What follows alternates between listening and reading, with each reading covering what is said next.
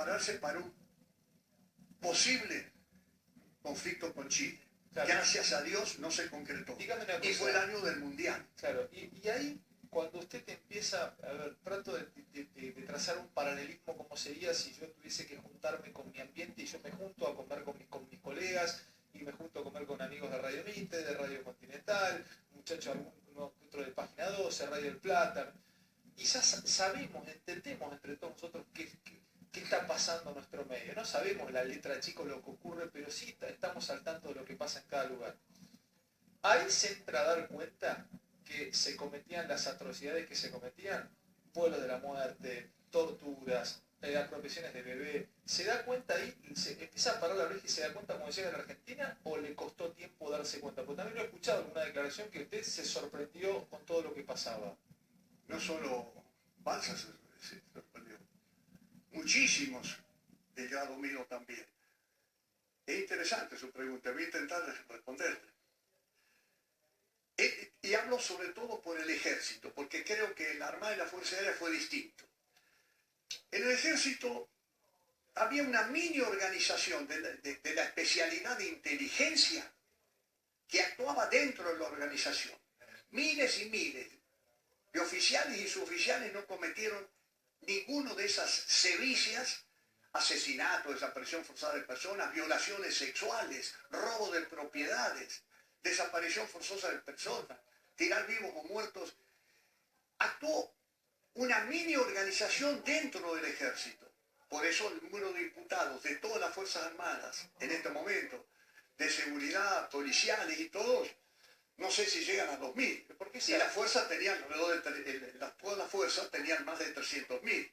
Pero muy pocos hicieron un daño grande. Esos muy pocos que usted me cuenta, general, que hicieron un daño grande, ¿eran compartimentos estancos o los otros sabían? Y porque, a ver, reitero, usted después ya volvió también en el 78, pero los que se quedaron acá, ¿escuchaban un alarido de dolor o de tortura? Porque además Automotores Orletti o La Perla, o en algunos lugares eran escondidos, pero otros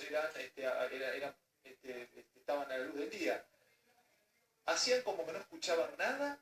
¿O realmente estaba tan compartimentado esa banda delictiva que funcionaba de torturadores y depravados dentro de la Fuerza Armada que nadie podía saber que actuaban? Interesante su pregunta. Se actuaba en compartimentos totalmente estancos con esta característica. Una fuerza donde las atrocidades se cometieron en un lugar de la fuerza emblemático fue la Escuela Mecánica de la Armada. Sí. En el ejército, todos los centros, eso que usted dice, de nombre, nunca vi ninguno, pero de nombre, de Pozo de Banfield, todo eso, no estaban en unidades del ejército. Esa es una característica muy especial, muy particular que sucedió entre el ejército y otra fuerza. Nadie podía escuchar un grito, una tortura, porque no se ejecutaban en unidades del ejército. Entonces se ejecutaban, y todo esto yo lo fui incorporando en la medida que fui conociendo, en los lugares llamados eufemísticamente lugar de reunión de detenidos, donde decían que ahí se detenían las personas para pasarlas a disposición del Poder Ejecutivo. Luego, tarde comprendimos que no eran lugares de reunión de detenidos, eran centros clandestinos de detención, de los cuales operaba inteligencia de ejército, pero no en unidades militares. Por eso aquí no. Sí, no podía haber escuchado un grito de dolor porque no se actuaba en las unidades. La clandestinidad era total. Además, otra cosa. Es triste lo que voy a decir, sobre todo porque afectó al ejército y a instituciones armadas. El ejército no fue ajeno a eso. Yo no tengo ningún conocimiento, ni trascendió de una violación sexual atribuida a organizaciones armadas irregulares. No les quiero llamar subversivas, porque los subversivos número uno fue el ejército en los 6 golpes militares donde se subvertió el orden internacional. No hay ninguno atribuido a esas organizaciones, sin embargo no puedo decir lo mismo de hombres de uniforme, del ejército, de la armada, de la policía bonaerense, la policía federal, servicios penitenciarios, violaciones sexuales.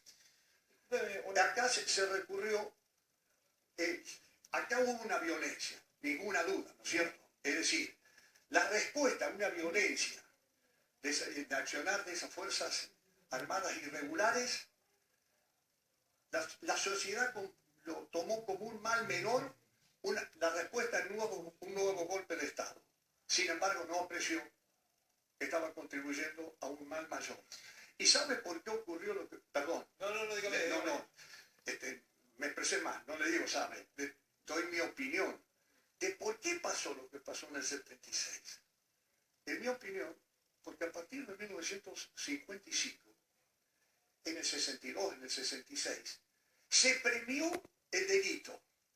Se premió el interrumpir el orden constitucional, un delito contra la Constitución. ¿Cómo se premió? Se premió quienes atentaron, quienes bombardearon la Plaza de Mayo, quienes derrocaron a Perón, quienes derrocaron a Frondizi, quienes derrocaron al presidente Ilia. No fueron presos ni fueron... No solo no fueron presos, no respondieron por su delito, fueron premiados. Algunos fueron presidentes de la nación, embajadores, muchísimos funcionarios. Y el corolario de todo eso era que en el 76 se produce lo que se produce. El que tenía éxito con esa actitud delictiva de interrumpir el orden constitucional y otras cosas, si tenía éxito ganaba todo. Y si perdía, no perdía nada. Balsa, le hago otra pregunta también, que alguna vez leyéndolo o estudiando esta época de Argentina, ¿Videla le tenía cierto miedo a Macera? Total, pero no solo a Macera. Videla era un hombre carente de aptitudes de mando, pusilánime, que no podía ignorar porque era el presidente lo que pasaba con sus subordinados. Prefería ignorarlo y aparentar ahí un hombre inmaculado, que no lo era. Era un perfecto incompetente. Y por eso, para mí, en mi opinión, era ideal para estar donde estaba. ¿Por qué? En mi opinión, porque cada uno hacía lo que quería. Macera era un gángster que hacía lo que quería. Por supuesto que Videla tenía miedo, pero también le tenía miedo a Menéndez, a Rivero, a Díaz Besores, a Suárez Mason, a los generales subordinados a él. Y cuando un jefe del ejército le tiene miedo a sus subordinados, bueno, pasó lo que pasó. O contribuyó a que pasara lo que pasara.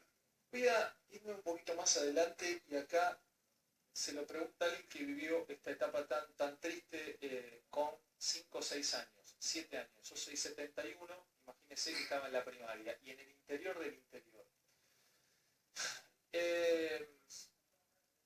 Me tocó ir a un liceo militar, a mí. Tuve casi 4 años en un liceo militar en Santa Fe.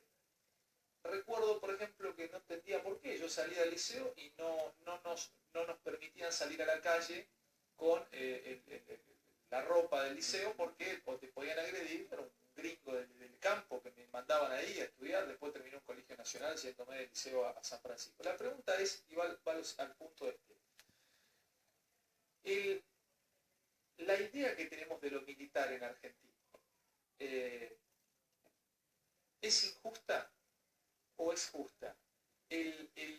No puedo llamarlo odio, pero que cuando ves lo militar, lo miras de costado, incluso le pasa mucho a los argentinos con la propia policía, hay como una cosa de desconfianza, hay como una ruptura entre ellos y la sociedad. Digo, por supuesto que pasó lo que pasó. Eso debería en algún momento soldarse. Mire, usted vivió mucho tiempo en Colombia, yo vengo de Colombia. Usted sabe muy bien que, por ejemplo, con el ejército la sociedad colombiana está cerca, pero no con la policía. Acá, ¿vamos a poder en algún momento empezar a respetar y poder empezar a aceptar de nuevo la imagen de lo militar y de la autoridad o no? Ya definitivamente está rota. Yo creo que hubo un punto de inflexión en cuanto a materializar de forma por demás objetiva la subordinación del ejército, pero fundamentalmente me encontré con las Fuerzas Armadas, pero hablo por el ejército, al orden constitucional, al poder civil, que fue el 3 de diciembre de 1990. Creo que ninguno de los presentes, si le hacemos la pregunta, si recuerdan un periodo de estabilidad institucional y constitucional tan largo, vamos a poner de 1930 en adelante, tan largo como el que va del 3 de diciembre de 1990 a este día 25 Del 2016. Del 2016, la respuesta va a ser no. Nunca hubo un periodo de estabilidad constitucional, porque nunca más va a haber un golpe de Estado cívico-militar. ¿En Argentina? Sí, Totalmente sí. Lo presiente y lo olfatea y lo porque sabe. Ese día se terminó con los cacicazos, con las chirinadas. Chirinadas, Semana Santa, Montecaseros, Villa Martelli, y el 3 de diciembre. Para siempre eso está sepultado. Y yo creo que las Fuerzas Armadas de hoy, estos jóvenes oficiales, y al decir jóvenes oficiales no me refiero a subtenientes, a tenientes, o suboficiales al cabo y cabo primero, me refiero a coroneles, a generales, han egresado en pleno ejercicio del poder civil, de la democracia. Son muy sensibles ellos, yo como más viejo, no tanta sensibilidad, pero puedo asimilarla más, son muy sensibles a esas injusticias de pegar ese proceso con las Fuerzas Armadas actuales, que son respetadas por el pueblo. ¿En algún momento vamos a poder despegarlo inconscientemente? ¿O van a pasar muchos Creo años? que están, y si no lo hemos despegado totalmente, estamos en camino muy serio a hacerlo. Usted me hace reflexionar sobre lo que pasó en Malvinas, ¿no es cierto? Que vamos a conmemorar ahora. Sí. Se pegó Malvinas, ese sentimiento, esos hombres que combatieron por un sentimiento, por una causa nacional, al margen de una decisión absurda, ridícula, por incompetentes altos mandos, se pegó a esos combatientes con el proceso. Fue un gran error. Los que combatieron por un sentimiento, que combatimos. No combatimos por Galtieri. Y hay una anécdota. El día 16 de junio, 2 días después de la rendición de Malvinas, se acercan a mi posición unos galeses, un capitán, 2 capitanes y unos oficiales galeses. Vinieron a felicitarnos por la forma como habíamos combatido. La primera felicitación fue la de los ingleses, no la de ningún general del proceso, de sus incompetentes, excepto para tomar la casa de gobierno y materializar un lamentable terrorismo de Estado.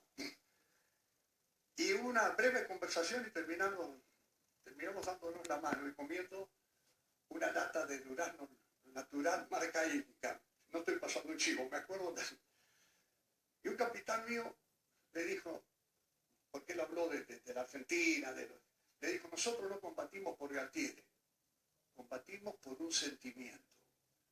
Y en inglés le contestó, nosotros no combatimos por la señora Thatcher, combatimos por la reina y por Inglaterra, y nos dimos la mano. Por eso Malvinas no fue proceso. Estos hombres que hoy constituyen las Fuerzas Armadas no vivieron esos lamentables desencuentros que viví yo. Dan muestra de una fuerza integradas, subordinadas al poder civil. Balsa, y también se lo pregunto porque usted quedó finalmente en el medio de todo esto, terminó expulsado del círculo militar. Me imagino que habrá perdido algún que otro amigo que le dejó de hablar cuando usted hace ese mea culpa o va, creo que el programa de Bernardo Neustadt, que lee lo que lee allá en los principios de los 90, hace una autocrítica. Finalmente se sintió mejor cuando usted dijo eso, porque eso era institucional, no era suyo, ¿no? O sea, ¿era una idea que expresaba el ejército o era suya, esa autocrítica que en ese momento sorprendió a propios extraños e incluso recuerdo que Eve Bonafini no aceptó o no lo tomó y Estela sí, Carlotto lo tomó. ¿Por qué fue eso y qué le costó a usted personalmente? No lo tomó la señora que usted nombró, no lo tomó el general Pinochet, el general Menéndez, Díaz Besones, Riveros. Es obvio que ellos no lo tomen, ¿no es cierto? Lo tomaron presidentes de Ecuador, de Brasil, de Colombia, otros y la sociedad argentina internacional, pero no fue un mensaje de Balsa. No hubiera tenido ningún valor un mensaje institucional del jefe del ejército. Fue un mensaje institucional del ejército. Yo no lo podría haber hecho sin sentir el respaldo y la culminación de una acción docente que la iniciamos en fines de 1991, cuando yo asumí. 92, 93, 94. Hubo embajadores de países europeos, uno el francés, cuando me entregó la Legión de Honor, hizo referencia a cosas que yo había dicho en egreso de subtenientes, en el día del ejército. Sin embargo, ese embajador francés acá, Vignol era de apellido, tomó conocimiento de eso. Sin embargo, otros políticos no lo tomaron. O sea que fue algo paulatino que fuimos haciendo una acción docente para ver qué es el pasado. Nosotros no fuimos libertadores. Nosotros no fuimos libertadores de la patria. Balsa, me quedan unos minutos y quiero aprovecharlo porque se está yendo. Hace minutos teníamos a la imagen de Obama partiendo de Argentina ya en el avión, en su Air Force One a Estados Unidos. Siempre se habló de los militares argentinos entrenados en la Escuela de las Américas, en Panamá, y que hubo, bueno, ahora se van a desclasificar archivos. ¿Cuánto hubo Estados Unidos atrás de la aparición de los dictadores latinoamericanos? En su momento, mucho. Mucho. Mientras estaba vigente el conflicto este-oeste, Sí. mundo bipolar, estructurado, predecible, Estados Unidos y Unión Soviética, en el norte-sur, en el eje norte-sur, cualquier cosa que fuera contra el comunismo para los Estados Unidos era bienvenida. No importa si eran dictadores como en toda Latinoamérica, eran bienvenidas por eso. No importaba en aquel entonces para los Estados Unidos la defensa de los derechos humanos, siempre y cuando fueran anticomunistas. Esa fue la realidad. Nombró usted la Escuela de las Américas, Fantino. Me hace recordar que una de las primeras medidas que tomamos, no Balsa las tomó, tomamos, yo tuve un magnífico grupo de generales, de oficiales y de suboficiales, fue retirar el cursante argentino de la Escuela de las Américas. ¿Sigue estando? No, está mal. Creo que no está mal. Sin embargo, yo le dije al jefe del ejército de Estados Unidos, con el cual tuve una excelente relación, le dije, no lo quiero sacar de Estados Unidos. Dame una vacante más en Fort Leavenworth, en Kansas, donde está la élite del ejército, no en una escuela desprestigiada como la Escuela de las Américas. Y acá hubo dos doctrinas, no quiero, si tengo un minuto. A fines de los años 50, la doctrina francesa. Doctrina que aplicó con toda la tortura, todo eso, en Argelia, Francia, y en Indochina. No la aplicó en París. Acá se aplicó esa misma doctrina, pero en Buenos Aires, en Argentina, en el propio país. ¿Y la otra doctrina? La de la seguridad nacional, a partir del año 1965, durante el Onganiato, la doctrina de seguridad nacional, a través de la Escuela de las Américas, entre otras cosas. Eso fue un cóctel que facilitó muchas cosas. Los golpes de Estado y sobre todo la última dictadura militar. Última, definitiva. Nunca más en nuestro país va a haber un golpe militar. Este es el libro de Martín Balsa. Yo se lo recomiendo porque en estas épocas donde se lee mucho, es la, como él se llama, o llama el libro Bitácora de un soldado, Las memorias de Perón a Kirchner. Es un libro muy interesante que se los recomiendo realmente para entender un poco más Argentina de alguien que estuvo desde adentro desde siempre.